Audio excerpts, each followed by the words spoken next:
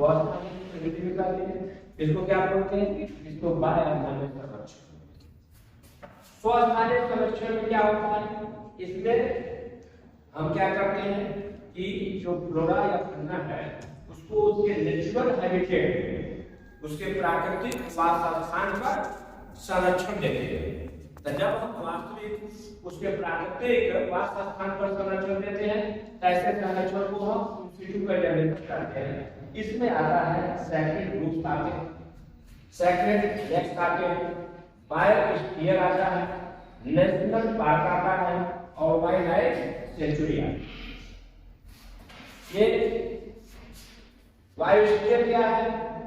Biosphere एक बड़ा सा क्षेत्र है, बहुत बड़ा एरिया, जिसके अंदर बहुत सारे पेड़ पौधे, बहुत सारे जीव जंतु, दुर्लभ प्रकार के जीव जंतु, पेड़ पौधे पाए जाते हैं और सबको सामान्य रूप से मतलब इसमें पूरे इकोसिस्टम को क्या किया जाता है? सुरक्षा दिया जाता है, कंजर्वेशन किया जाता है। तो ऐसे संरक्षण क्षेत्र को हम क्या बोलते हैं? जीवमंडल परिक्षेत्र, बायोस्फीयर रिजर्व। बायोस्फीयर रिजर्व की मान्यता कौन देता है? यूनेस्को द्वारा दिया जाता है। यूनाइटेड नेशन के तहत पूरे विश्व में ऐसे परिक्षेत्रों की पहचान की जाती है जहां का जो फ्लोरा और फौना है वो कैसा, वो इंडेंजर्ड हो रहा हो, थ्रेटेड हो रहा हो, समाप्त हो रहा हो, उसके संरक्षण की आवश्यकता हो, ऐसे प्राकृतिक विविधता वाले परिक्षेत्र को क्या बोलते हैं?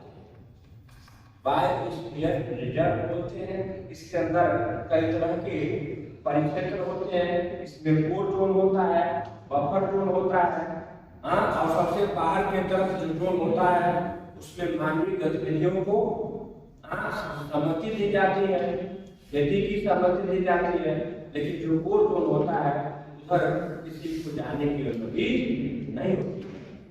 भारत में जीवमंडल परिक्षेत्रों को यूनेस्को द्वारा पहचान मिली हुई है, जिसमें नीलगिरी की पहाड़ियां, नंदा देवी जलमंडल परिक्षेत्र, कंचनजंगा, मन्नार की खाड़ी,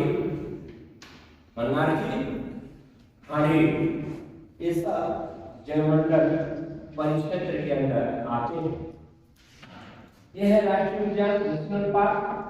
नेशनल पार्क भारत में सबसे अधिक राष्ट्रीय उद्यान है। भारत का पहला राष्ट्रीय उद्यान जिम कॉर्बेट है, जो कि नैनीताल। उत्तर प्रदेश में एक राष्ट्रीय उद्यान है जिसका नाम दुधवा राष्ट्रीय उद्यान है। भारत के कुछ प्रसिद्ध राष्ट्रीय उद्यान जैसे गिर राष्ट्रीय उद्यान गुजरात में है, काजीरंगा राष्ट्रीय उद्यान असम में है, कान्हा राष्ट्रीय उद्यान मध्य प्रदेश में है। ये अलग अलग राष्ट्रीय उद्यान अलग अलग जीव जंतुओं के लिए जाने जाते हैं, संरक्षण के लिए जाने जाते हैं। जैसे कि राष्ट्रीय उद्यान एशियाई शेरों के लिए जाना जाता है। भारत का प्रसिद्ध बब्बर शेर कहाँ पाया जाता है? इसी गिर राष्ट्रीय उद्यान में पाया जाता है। गेंडा भारत में इनको कहाँ संरक्षण दिया गया है?